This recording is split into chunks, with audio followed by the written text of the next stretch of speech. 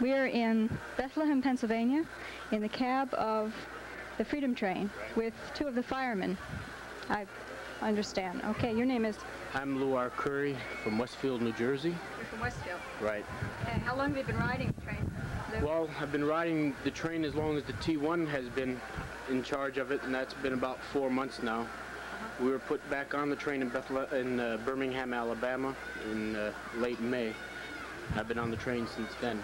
So you just are a crew for the T1 engine? Locomotive, right. Okay, which is the one that we're in right now. We're sitting in right now. Okay, and the reason for using the T1 on these tracks, they say, is because of the tracks? Well, because this locomotive was built for Eastern Railroading. The Reading Railroad is its builder and initial operator, and it can make most of the tight curves and close clearances in the east. I see. Okay. So we felt that this locomotive would be right at home in the northeast. Fantastic. Okay, how old are you, Lou? Do you mind if I... I'm 20 years old. You're 20 years? How did you get involved in railroading? Well, I guess it's been with me ever since I got my first Lionel set when I was around 3 years old. Right. And it grew from toys to the real thing about 4 years ago when I got hooked up with Mr. Rowland, the founder of the Freedom Train and owner of this locomotive, and got involved in his high iron company, which rebuilds and operates large steam locomotives in mainline excursions. And since Mr. Rowland is the founder of the Freedom Train, I also went along with the Freedom Train project and been with it ever since. So, quite an experience. Okay, thank you. Let's move over across to the other side of the cab and talk with another fireman. Your name is? Harold Weisinger. Harold? Weisinger. Weisen. And where are you from, Harold? Bloomfield, New Jersey. You're from Bloomfield. Two New Jersey people. That's appropriate. Okay. How about you? How did you get started with railroads? I also got a little tired of toy trains, and I liked real steam engines, not so much smaller ones, but larger ones. And I got the job. My father's a good friend of the engineer, sitting right behind me. Did you ever think you'd get a chance to fire a real steam engine? No, to me this is a 1,000,000 to 1 shot.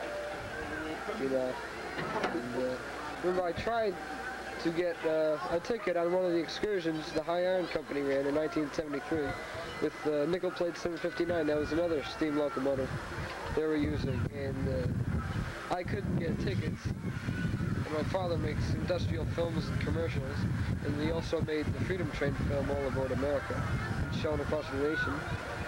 He went to Mr. Owen and asked him if he could make a film about the Freedom Train, and so he got hooked up with it. And this summer I got a chance to get a job on the locomotive. I've only been working on it for about 2 months. So you've been on 2 months. Right, and after I get off this, I'm joining the High Iron Company. So I plan to be around this engine for a good part of my life. Yeah. Can you tell me how it feels to be? Oh, it's a great experience. I like this. What do you do exactly, well, for people who probably have never? I'm not really a fireman. I'm in fireman's training. Getting my first crack at firing the engine very shortly. What do you do to fire an engine, a steam engine? To fire it? Well, the fireman just makes the steam for the engineer to use. He puts water in the boiler, keeps up the pressure, keeps coal in the fire, keeps the stoker constantly running, and he has to keep pressure up. If you're going up a grade, he has to build up more pressure, and it's about the same, not just as hard as the engineer's job. So the engineer is sitting behind you? No? No, this is my father. This is your father. You say put it in the, stoke it up. Where's the coal coming from? Can you just show us kind of? The tender back here is a giant corkscrew, which... Okay.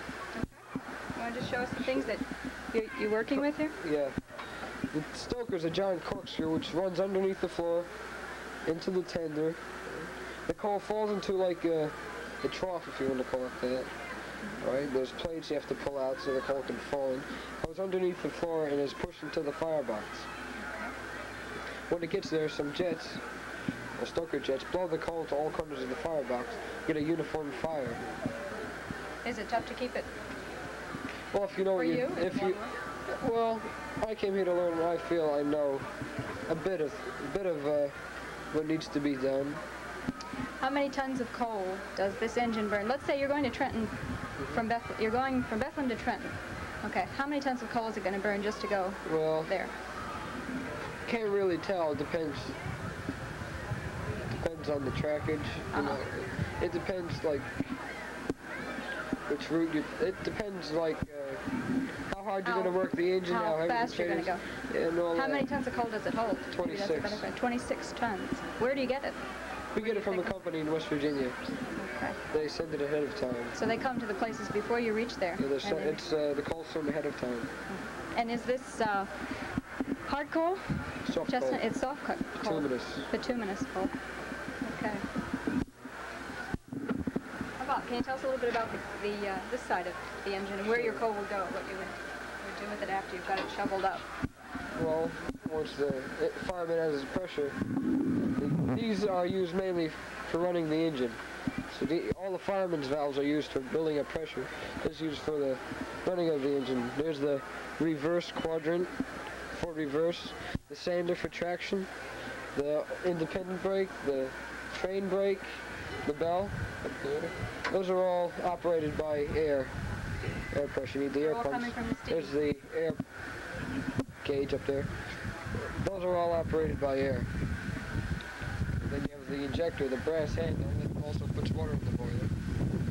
The throttle hanging down from the ceiling. Throttle, what does that do? That lets steam into the cylinders, so controls the volume of the steam and the speed. That's essentially what's making it go Same faster. accelerator on your car. Okay, and the engineer sits in this side of the cab, and you sit. Well, the fireman sits there, the brakeman sits in the seat behind him, and there's the pilot seat back here. Okay. Do you always have 4 people in the cab wherever you're traveling? Well, it only takes 2 to run the engine. But usually the railroads make us have a pilot, a road foreman up here. So, and also we have guests up here, riders. And in here, I can feel the heat coming out. This is where our firebox is. It's a bank fire. It's banked, which means Right. what? That It's in the shape of a horseshoe. It's like a hill. It's curved. It's got 1/3 of firebox. And rolling a road fire covers the whole firebox. It's about 12 by 10 feet.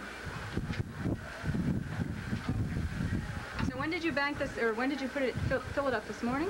Or when you came Well, right after we get off the road, we bank the fire. in to stay the whole time that you're going to be in a city? Well, yeah, when the bank goes out, we put a new bank up. We fill the boiler up with water. So it kept pretty busy up here. Okay. Art, do you have any questions that you would like me to ask? Either you guys know the history of this engine, in other words, where did it come from and all that stuff? The locomotive was Well, okay, wait a second. This locomotive did not begin life as a locomotive in the form it is now. It was built in around 1910, 1912 as a smaller locomotive, a 280, meaning 2 pilot wheels and 8 drivers with no trailing wheels. And it went up until about 1945 in that form. Well, during World War II, the Reading Railroad needed larger locomotives. They handled a large increase in freight, and the War Production Board wouldn't let them buy or build new engines. They had a surplus of these little 280s running around, and they took 30 of them, took them into the shop, and rebuilt them into larger engines, the present form of 484. It's a much heavier locomotive than it was when it was built. It has larger driving wheels. It can pull more.